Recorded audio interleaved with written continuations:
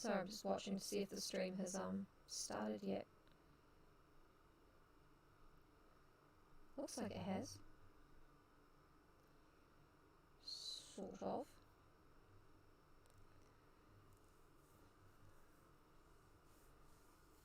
Yep, I think it started. I think it's good. Let me find the secret. No, not the secret, sorry. The burning. Not the secret, not the betrayal, the burning.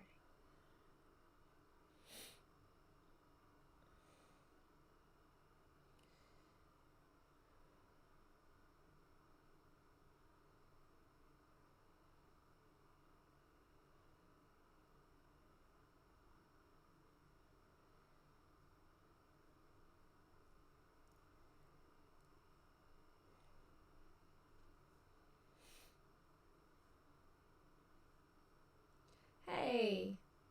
Sorry, I'm just looking for the thing on my phone and then I saw a tweet and I got distracted and...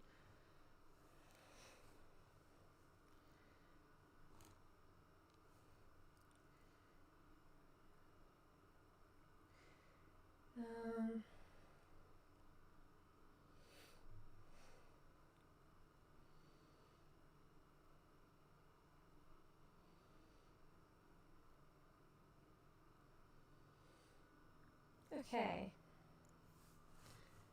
Oh, I gotta go find the book. It's in another tab, it's not far away.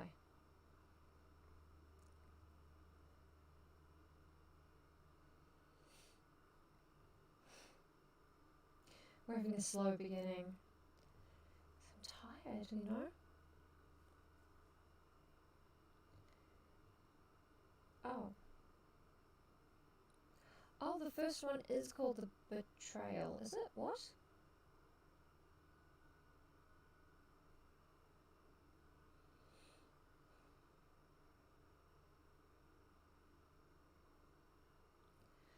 I'm just trying to figure out the recap here.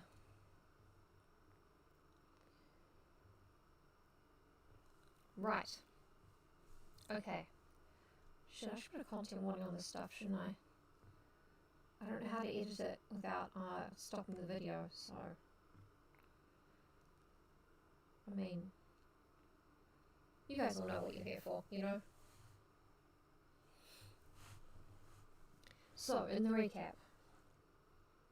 Hi Phil, thank you! It's one of many hair that I own. It's not my natural hair, but it is my own hair. Because I own it. Okay. Mary... shit, what happened? Mary was taking some sweet rolls to, Rebecca, Edward's wife. And on the way, she went and visited Jeremy Thorne, who's the dreamiest boy in town, and the only boy she knows who isn't her cousin, Edward, or his 6-year-old cousin, Ezra. And they're in love, whatever, and he has to tell her this terrible secret that he is the son of William Good. Remember Susanna Good's dad at the beginning? He's not baby George. We all thought he was baby George. I thought he was baby George because I forgot. It's been a while since I've read these. He says that he was born after William and George Good left Wickham.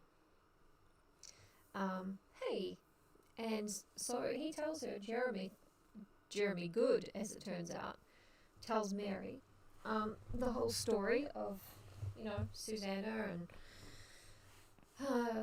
Edward and Benjamin FIER and all of that, and then robbing the village, which it turns out Edward didn't know about, because Mary runs off to tell Edward. Does she do that before or after the gory part? After, I think.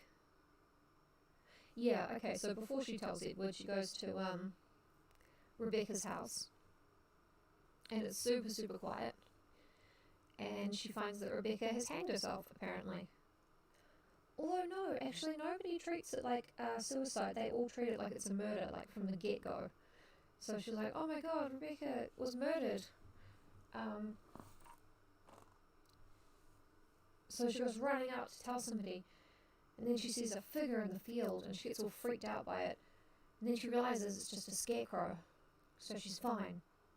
But then she double realizes that it's a human being propped up as a scarecrow, a dead human being, and it's Benjamin FIER, her uncle. I put the family tree in the description, but I get confused as well.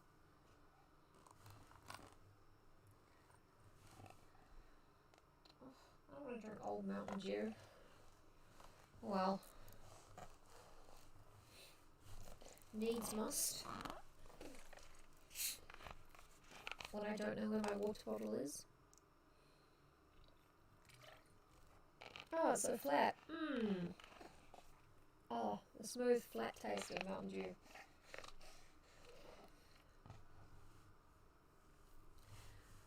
So she goes and tells Edward, firstly, that his dad is dead, and also that his wife is dead, and then Edward gets really upset because he's stuck with Ezra, his son that nobody likes.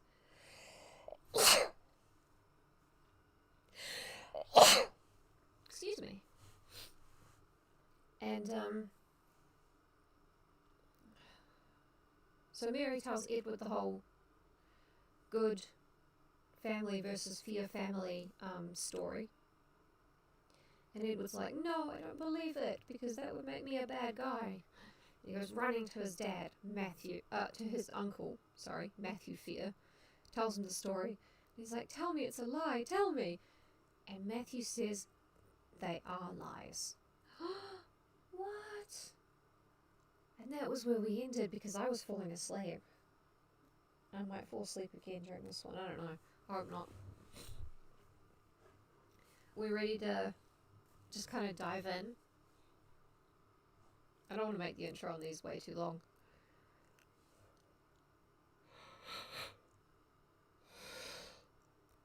I mean, I could fix it by just doing this on a scheduled time, but a murderer can lie? I know. Well, I mean, Edward didn't go to like colonial CSI school, so. Fitzy, our boy is here. Fitzy, good boy.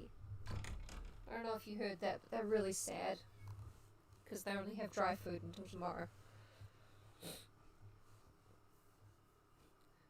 I say sad, I mean angry. So, actually I'm going to take a quick inhaler puff, I think. Oh my god, I can't stop yawning. Jiminy Christmas. Excuse me.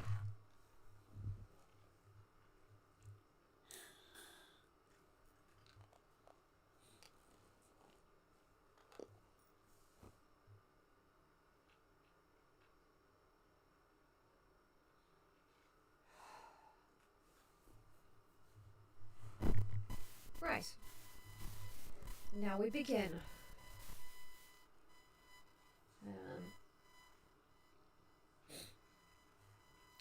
So Matthew is going, rest easy, my boy. Of course these stories are lies. There isn't a word of truth in them. Is that the voice he was doing? I can't remember. Chapter 21. All lies, Matthew repeated, staring hard into the fire.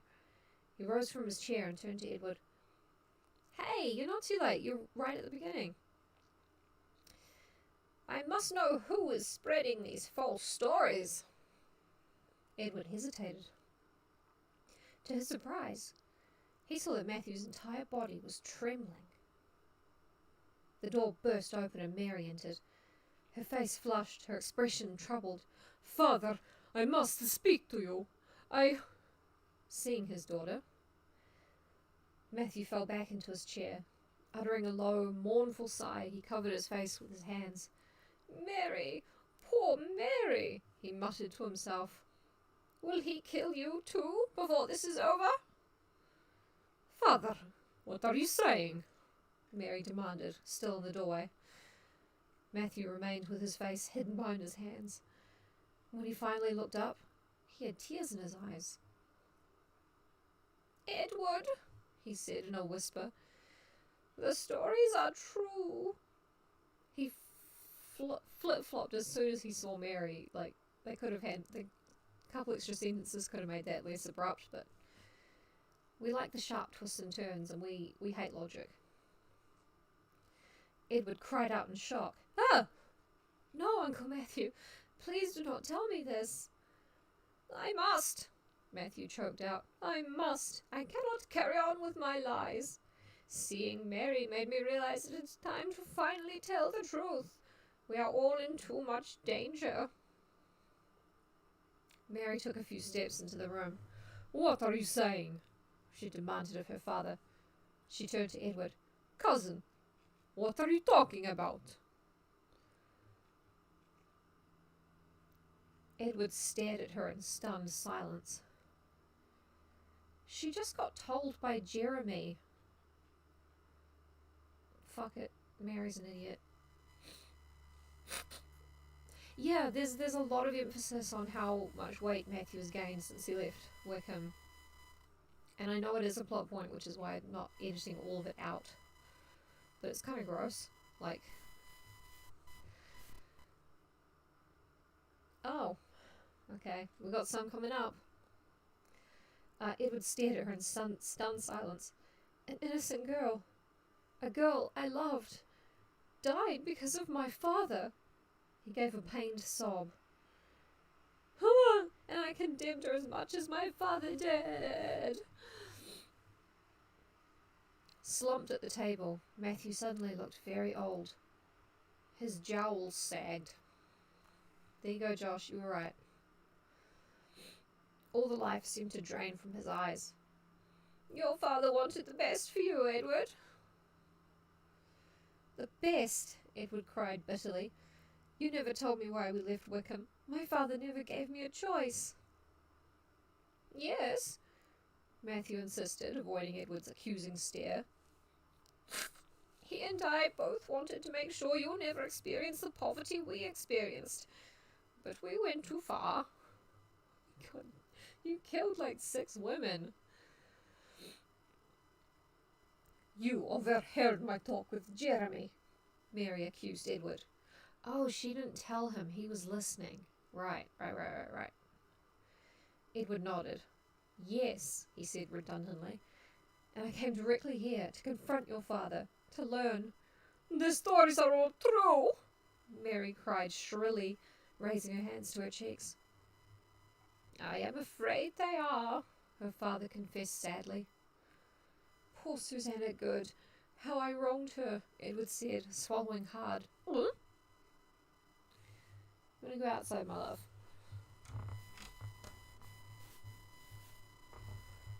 Oh, this looks so ungraceful on camera. I don't mind doing it, it just looks so ungraceful. "You and Uncle Benjamin burned an innocent woman and girl," Mary demanded, her accent sliding around, her eyes burning into her father's. Matthew turned away. "It was a long time ago, before you were born," he told Mary weakly. "And now William Good has had his revenge," Edward said in a trembling, low voice. "He has murdered my wife and my father." Matthew rose to his feet, his face bright red, his hands shaking. "We will make him pay!" he shouted angrily. "No! No!" Edward and Mary shouted in unison. "We are even now," Edward cried passionately. "We will make peace with the Goods." "Peace!" Matthew protested heatedly. "Peace!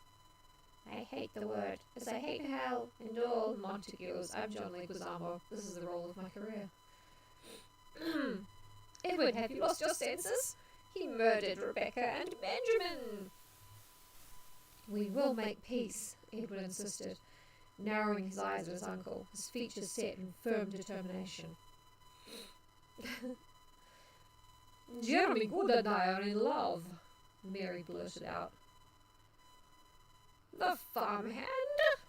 Matthew cried. "The farmhand is a good?" "Jeremy is William's son," Mary told him, "and we wish to marry." "No, never!" Matthew declared, pounding his fist on the table, sending papers flying to the floor. "Yes," Edward insisted. "Yes, they will marry. The wound between our families will be healed, and you, Uncle, will offer your apology to William Good and his son." Matthew glared at them both. Then his gaze softened. He sighed wearily and shrugged under the heavy black morning coat. "I will never apologize to a murderer," he muttered. "You and Benjamin are also murderers," Mary cried. Her words stung Matthew. He closed his eyes. He was silent for a long while. "Well, father?" The foot farmhand. "Good. The fuck." Oh wait, no, that was Matthew saying that. "Oh, what the fuck have you done?" "We will heal the wounds," Matthew replied finally. "I will apologize as you wish, and you may marry William Good's son, if you so desire." "I do so desire." "Oh," Mary replied quickly. "This murderous feud will be ended," Edward said solemnly. "The two families will no longer be enemies." "Yes." "Oh, sorry. Yes," Matthew agreed. "When a week of mourning has passed, invite them both, William and Jeremy, to dinner. At that time I will do what is necessary, I promise you both, to end this bitter feud forever." "Thank you, father," Mary cried happily. "Thank you, uncle," Edward declared. "It will be done," Matthew said softly. ... How did they not work out that he phrased that exactly the way that... You know what? Nope. I'm not getting into wondering what Mary and Edward know, because it's nothing.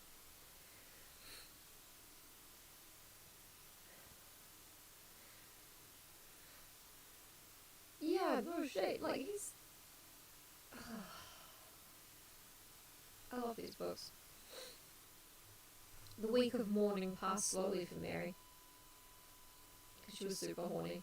Sadness hovered low over the house and farm. Mary did her household chores and helped Constance care for Ezra. Ezra kept asking when his mother would return. He didn't seem able or willing to understand that she was never coming back. Edward remained at his house, buried in thoughts of the past, awash in regret, reliving the painful memories as if they had happened the day before, instead of 18 years earlier, which is when they did happen.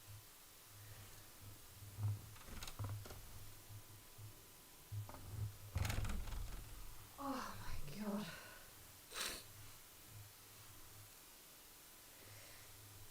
Matthew made an effort to do his work, but he seldom spoke to anyone in the house. "Hi, Jessie."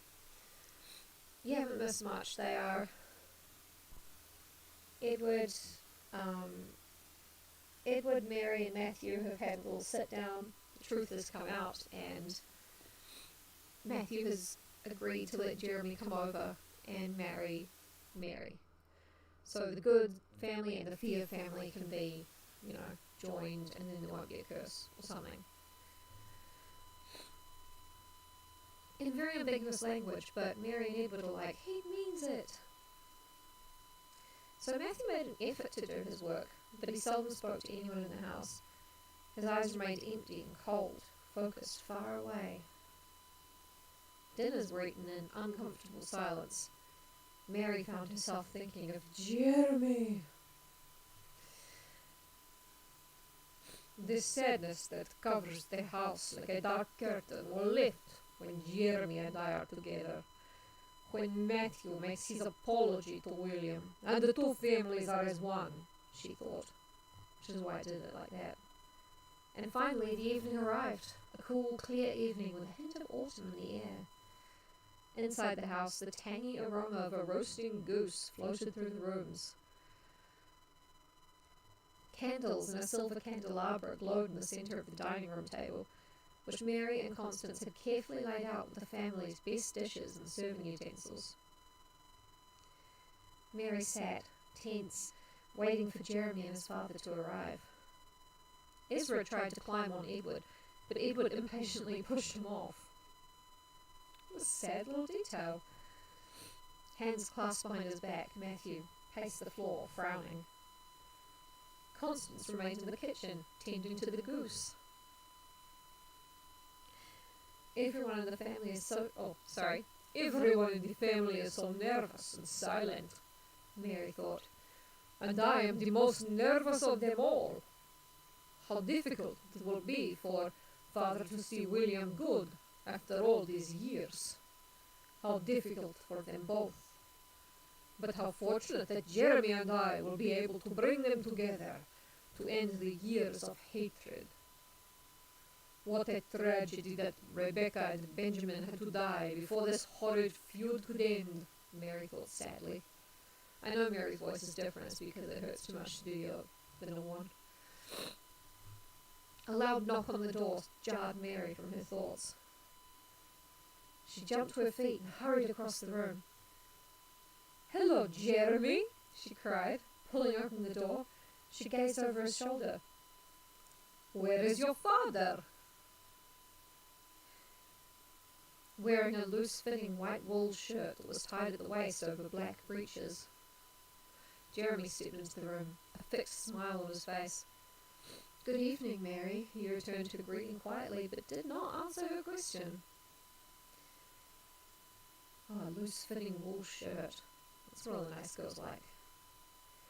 "This is so wonderful," Mary thought, gazing at him. "This is a dream come true. Jeremy is here, in my house. I'm so happy." Mary couldn't know that in 2 seconds' time, 2 ticks of the clock, her happiness would turn to unspeakable horror. End of chapter 21.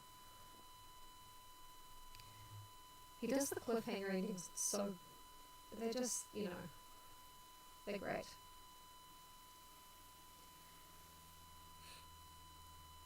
Chapter 22. As Jeremy crossed the room to greet him, Matthew FIER raised the silver disc over his head and pointed it at Jeremy. Jeremy hesitated. His smile faded. Matthew called out the words on the back of the disc. "Dominatio per malum!" Jeremy's head exploded with a low pop. At first, no one was certain where the sound had come from.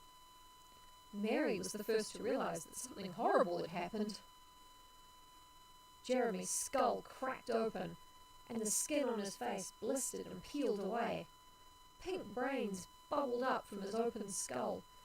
His face appeared to melt away, and another face pushed up from under the shattered skull. Another head appeared on Jeremy's body. The head of a white-haired man, his cheeks scarlet, his eyes brimming with hatred. There's a bit of a delay on chat, so I'm just going to wait a little minute.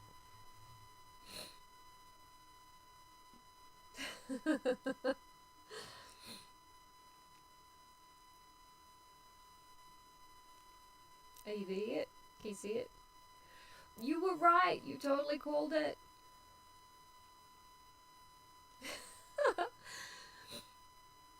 "William Good," Matthew declared, still holding the strange medallion above his head. "Yes, it is I," William replied weakly. "I almost stole your daughter from you, Matthew, but your powers are stronger than mine." "Jeremy!" Mary shrieked, finally finding her voice. "Jeremy! Jeremy! Where is my Jeremy?" There is no Jeremy," her father told her. "There never was a Jeremy, daughter. It was William Good all along. He used his powers to make himself appear young." Pop. William Good glared across the candlelit room at Matthew, his hatred too strong for words. He raised a trembling hand to point an accusing finger at Matthew. "Jeremy!" Mary cried, her eyes darting frantically from face to face. "Jeremy! Where are you? Where is my Jeremy? Where have you hid him?" "Constance, help comfort Mary," Matthew ordered. But Constance remained rigid with terror against the wall. Yeah, no shit. With an animal cry of rage, Matthew again pointed the amulet at the figure of William Good. "Dominatio per malum," he screamed. "Power through evil!" William's entire body trembled. His eyes rolled up in his head. The skin on his face began to crumble. He sank to his knees. His clothing appeared to fold over him as he crumbled in seconds to powdery grey dust. "Jeremy!" Mary shrieked, racing back and forth across the room, her eyes wide and fearful. "Jeremy! Where is my Jeremy?" As Matthew stared down at the pile of dust under the crumpled clothing, a triumphant smile crossed his face. He tossed back his head, opened his mouth wide, and began to laugh. A loud, gleeful laugh. I imagine. "Jeremy! Where is Jeremy?" Mary demanded. "Where did the man go?" Ezra asked Edward. "Oh my god, this 6-year-old is watching all of this." Who?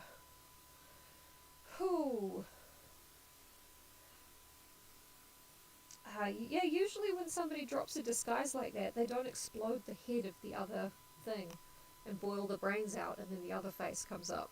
That usually doesn't happen. His eyes wide with horror, Edward grabbed Ezra up into his arms and held him pressed tight against his chest. In the first display of affection that we have seen anyone give Ezra, Matthew laughed harder, joyful tears pouring down his face. "Stop laughing, Matthew!" Constance screamed, running over to him. "Stop it!" Matthew laughed even harder. "Where is Jeremy? Where is he hiding?" Mary cried. Holding Ezra over his shoulder, Edward grabbed Mary's hand. "Come on," he urged her firmly. "What?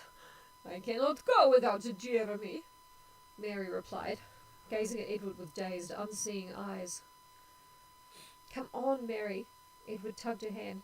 "We have to leave. We have to get out of here." Holding his bulging sides, Matthew roared with laughter. "Stop laughing. Please, Matthew," his wife pleaded. Matthew laughed harder. Constance began pounding her fists on his chest. "Stop laughing. Stop laughing. Matthew, can you not stop?" "Mary, come on." Edward pulled Mary to the door. Ezra, clinging to his father's shoulder, began to cry. Edward pulled Mary out of the door and into the cool night. "Jeremy? Is Jeremy coming with us?" Mary demanded. "No," Edward told her. "Come with me. We have to leave this farm tonight." In the house, Constance continued to plead with her husband. "Matthew, stop laughing. Stop. Can you stop? Can you stop now?" Despite his wife's desperate pleas, Matthew continued to laugh. His round face bright scarlet, his enormous stomach heaving, his mouth gaping open, he laughed and laughed. Louder. Loud, helpless laughter. Maddened by his triumph, Matthew would laugh without stop for the rest of his life. End of part 2. And part 3 picks up in the West Pennsylvania wilderness, 1725. What?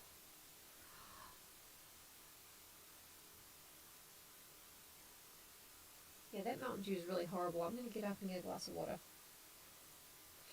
But don't worry, because although it picks up in 1725, we will find out what happened to Matthew and why it was important that he was overweight. So I'm just going to grab some water.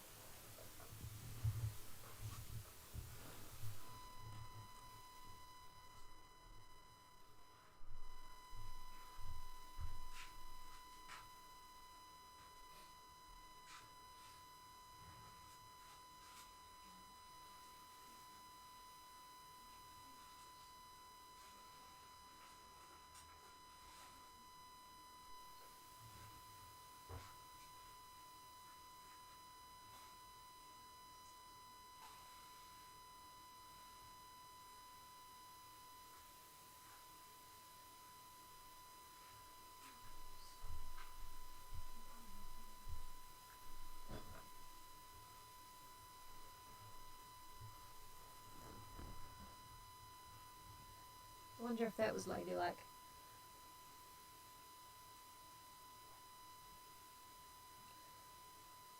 It was.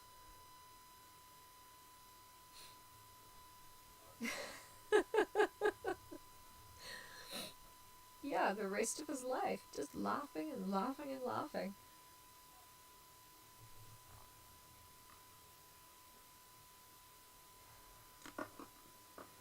Okay. We are picking it up in the West Pennsylvania wilderness, 1725. And we'll probably have to make another family tree pretty soon. Yeah, what's your greatest weakness in the workplace? Can't stop laughing. Have to laugh the rest of my life till I die. Otherwise, I don't know what a computer is. I'm from olden time. Chapter 23. EZRA FIER dug his boot heels into the horse's sides and urged the old mare on. Low branches and shrubs brushed against his worn leather breeches. EZRA kept his eyes straight ahead. 21 now, a slender young man. EZRA had his mother's straight black hair and broad forehead, and his father's thoughtful eyes. As he rode through the thick brush, EZRA thought of his father and his Aunt Mary, and his bitterness grew. My poor father. He tried so hard to keep us alive in this lonely wilderness. He worked so hard to keep a roof over our heads and food in our mouths, but he was never the same after that strange night. My last night at Great Uncle Matthew's farm. EZRA remembered that night as one might view a faded photograph. He could picture the young man, Jeremy Good. Something bad had happened to Jeremy Good. Aunt Mary had started to scream. Great Uncle Matthew had started to laugh crazily. And then Edward, EZRA's father, had pulled EZRA away, pulled him into the night, away from the farm, along with Aunt Mary. EZRA had been only 6, but the frightening memories of that night haunted him still. Yeah, EZRA, your dad is scum. As he rode through the thick woods to his great uncle Matthew's farm, the bitterness of the past 15 years washed over him, blanketing him in darkness despite the dappled gold of the bright sun filtering through the trees. Ooh, that's pretty. Edward had died of exhaustion, still a young man. EZRA's Aunt Mary had never recovered her senses. She would go for weeks without speaking, and then suddenly declare, "I am a witch! I am a witch!" Often Mary would stare out into the trees for hours on end. "Is Jeremy coming?" she would ask in a pitiful, small voice. "Is Jeremy coming soon?"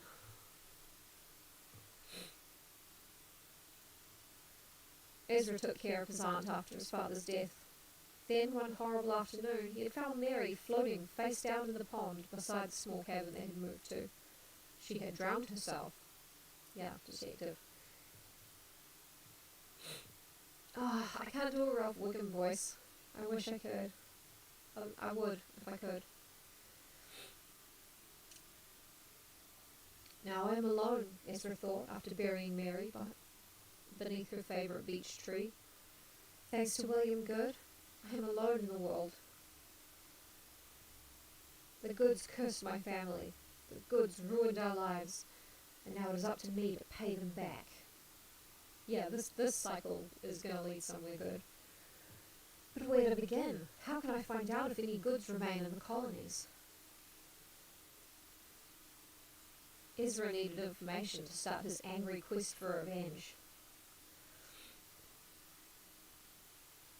Do you think, me do Ralph Wiggum? That's impossible. I could do a baby voice for him, but you guys would hate it.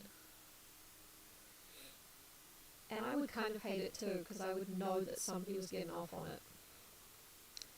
So, like, not in particular, but just like the internet. So, should we make EZRA like Sharon, the barbarian? Should he have that kind of voice? Because I guess he's the main character of this bit. What do you guys reckon? There's a bit of a delay, so I'm going to wait.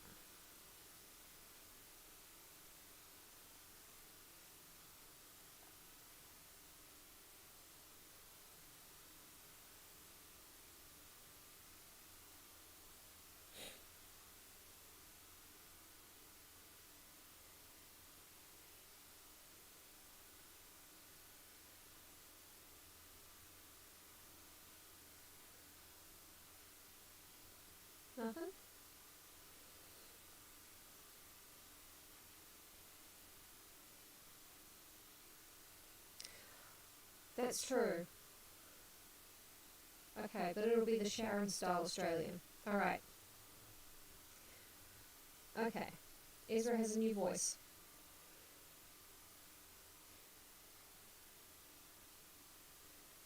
Now I'm alone, Ezra thought, after burying Mary beneath her favourite beech tree. Thanks to William Good, I'm alone in the world. The Goods curse my family. The Goods ruin our lives. Now it's up to me to pay them back. Well, where to begin? Where can I find out if any goods remain in the colonies? Ezra needed information to start his angry quest for revenge. Strapping his few possessions on his back and abandoning the small cabin in the woods, he returned now to Matthew's farm.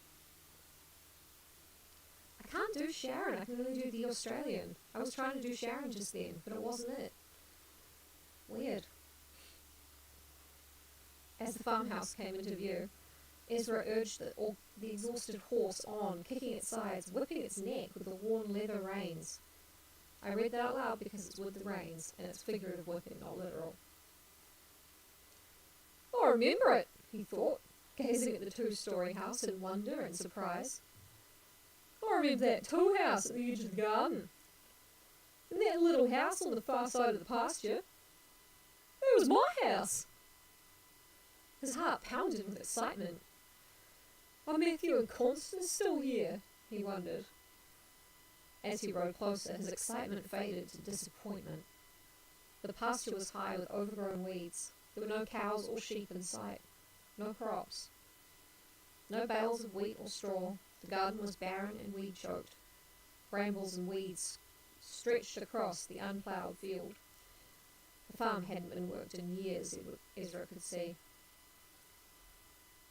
Did Matthew and Constance die? Did they abandon the farm after Father, Aunt Mary, and I left? Eager to solve the mystery, eager to gain the information he needed to begin his quest for revenge against the Goods, Ezra jumped down from the horse. His legs ached from the long ride as he made his way to the front door. He took a deep breath and knocked. Silence. The whisper of the wind through the shimmering trees was the only reply. He knocked again. Oh, is anyone home? Flora just meowed outside right when I said that. Come on, sweetie, good girl. Here you go. His deep voice echoed strangely in the empty yard. Ezra pushed open the door. Stepping inside, he found the front room dark and cold, despite the warmth of the afternoon. A layer of dust had settled over the furniture, making everything appear ghostly and unreal. Anyone home? Ezra called loudly. The floorboards creaked under his boots. Oh, this room hasn't been used in years, he realised, rubbing his hand over a table, making a long smear in the covering of dust. He had come so far, driven the horse so hard. He had been so eager to find his great-uncle, to speak to him, to hear the story of the Goods, and to learn where he could seek his revenge. There's Floridora, she's eating bickies. He had come so far to find only dust and silence. Oh no! Ezra cried. I will find what I need in this dark old house. He began a rapid, determined search of all the rooms. The dining room was as gloomy and dust-covered as the sitting room. In the common room, 2 field mice gazed at him from the barren hearth, as if he were intruding in their domain. They had a separate dining room, fancy. Retracing his steps, Ezra moved quickly back toward Matthew's study, his features set in a disappointed frown. Perhaps Matthew left some papers, Ezra thought hopefully, like a journal or a diary, something that will tell me what I need to know. The wooden door had become warped. Edward struggled to pull it open, but it wouldn't budge. I cannot give up, he cried. I must see what lies behind this door. He sucked in a deep breath, grabbed the edge of the door, and pulled. With a burst of strength, he finally managed to slide it open part way. Breathing hard, he peered inside and gasped. End of chapter 23.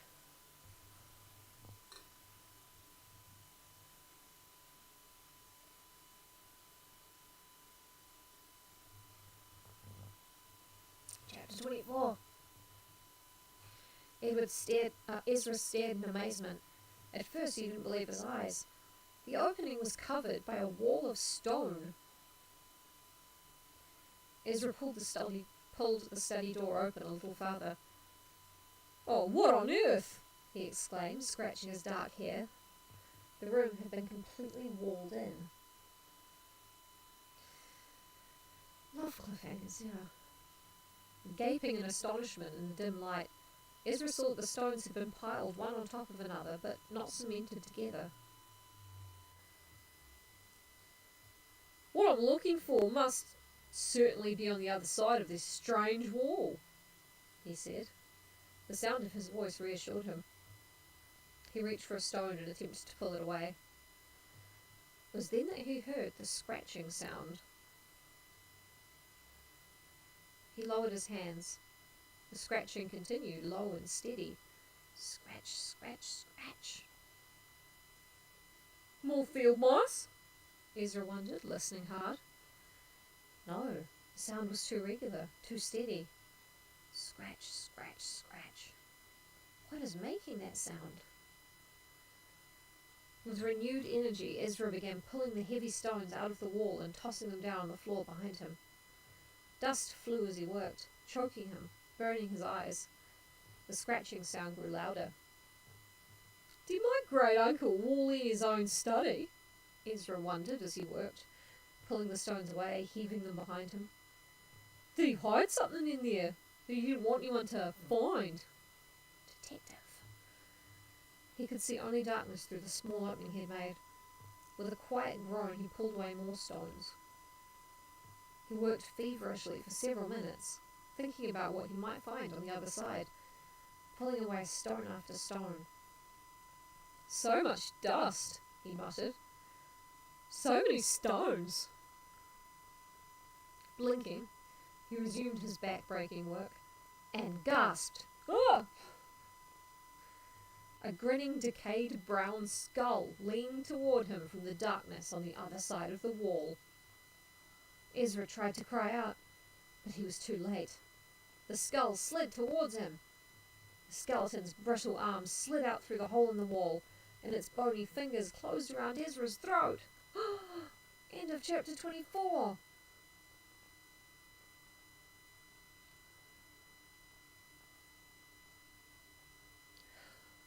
I kind of want to call it there, just because it's so exciting. Like, we've had a head explode, and we've got the mystery of the cottage, and now there's a skull.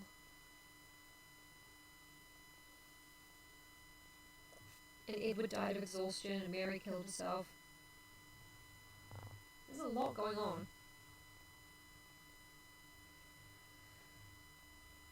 Hey, sweetie. Let me just look ahead a little bit.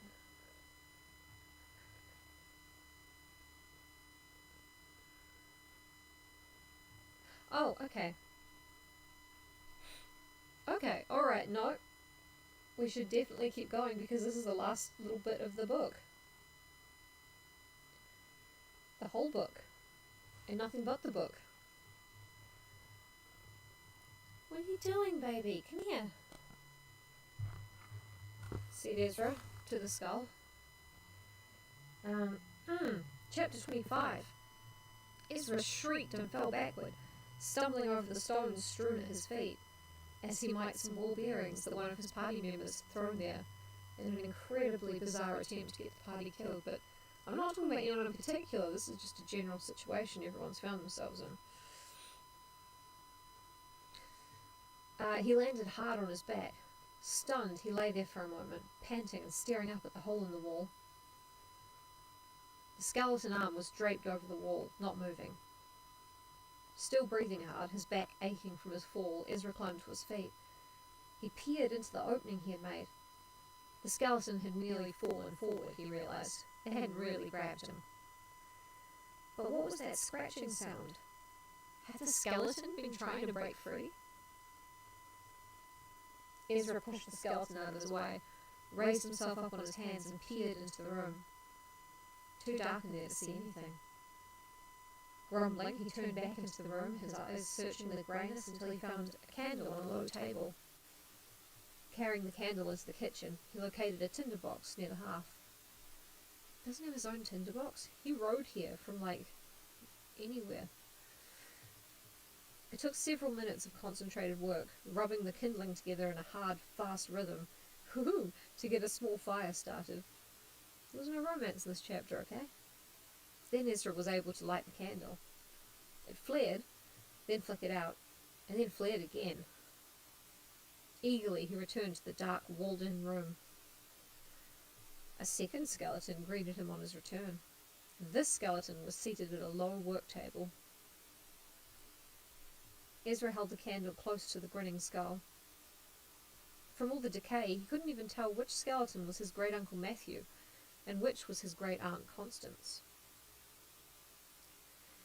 In the yellow candle glow, Ezra's eyes came to rest on a document on the table under the skeleton's bony hand. Pushing away the hand, Ezra carefully lifted the brittle papers. Raising the candle close, he struggled to read the scrawled words on the page. "It's a journal," he cried. "Written by Matthew FIER." Eagerly, Ezra read the words on the last page of the journal. "I still laugh the hideous laugh without cease, the laughter an unending torture for me and for Constance. But the wall is in place, and at last we are safe from the goods and their treachery. Constance attempted to escape. The poor woman did not realize that the wall is for our safety.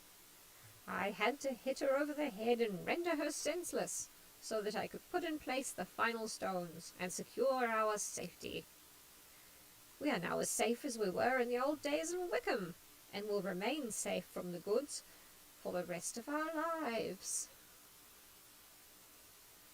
The manuscript ended there. Ezra set it down gently. "The goods," he thought. "The goods have destroyed my family. I'll not rest till I find them, probably. Oh, the goods must pay for their evil." His heart pounding, Ezra took a step back. The skeleton seated at the table suddenly creaked and toppled backward. In the dim light, Ezra espied a strange object at its neck.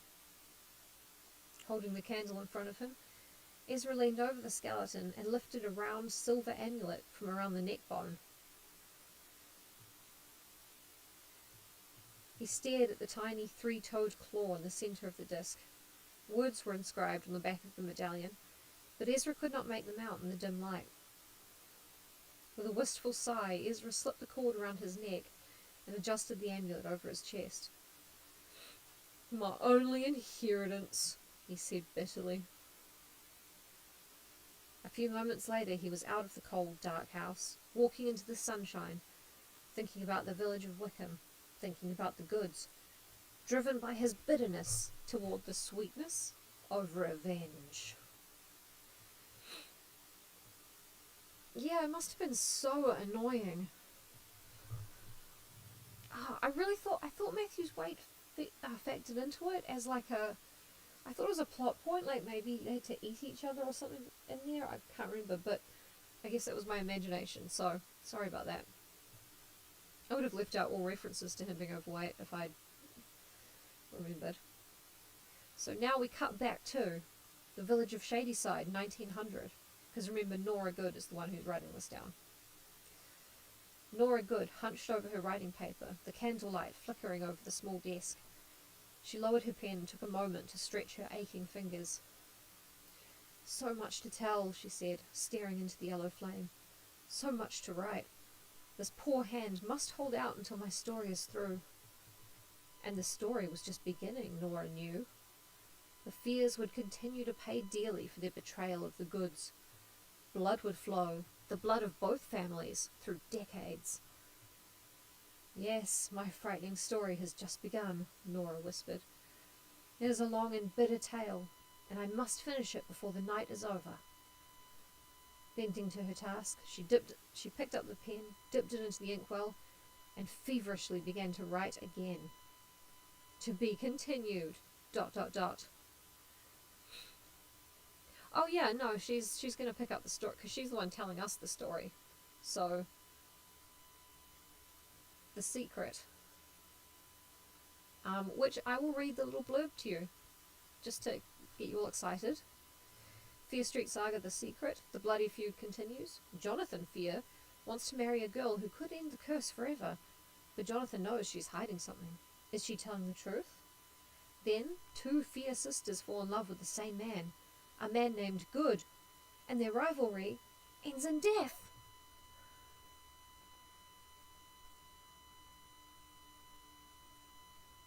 Exciting, isn't it?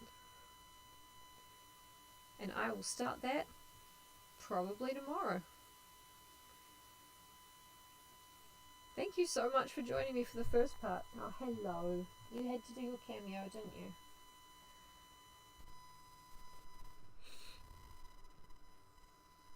No. Just the 3 of the trilogy are being written in one night by Nora Good.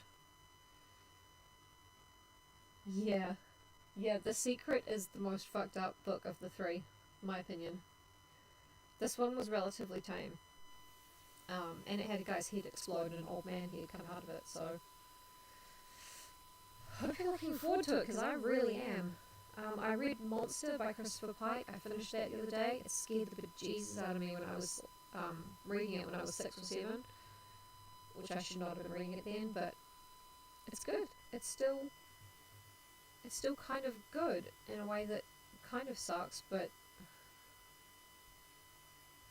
yeah. So yeah, thank you guys for being here. Thank you for enjoying this, because I'm really enjoying it, and yeah, see you tomorrow. The Secret. The Secret is, I don't remember most of it. Good night, good luck, Godspeed, be good, and if you can't be good, be clever. I'm gonna make that my thing I say.